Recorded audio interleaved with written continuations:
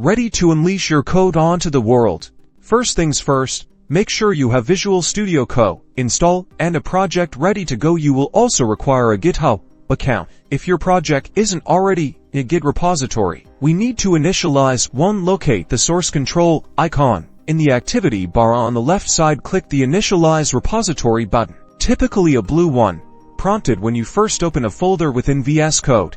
If you haven't already, this will turn your project folder into a Git repository. Now, let's stage your changes. Under Source Control, you'll see All Modified or New Files. Click the plus sign or the Stage All Changes option. This tells Git which changes you want to include in your next commit. Next, write a commit message. Is a brief description of the changes you made in the message box. Type a clear and concise message reflecting what you've changed. Then press Enter or click the Commit button. Our code is committed, but it's only on your local machine. Time to get it onto GitHub.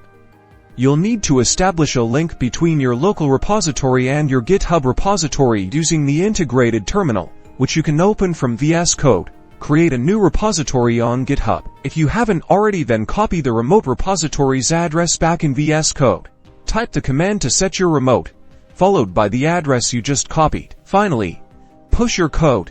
Type in the push command, which will send your local commits to your remote repository on GitHub. You might be prompted to authenticate with your GitHub credentials, allowing VS Code access. Watch the terminal as your code uploads. Once the process completes, you should see your code ready and accessible from your GitHub repository, ready to impress the world.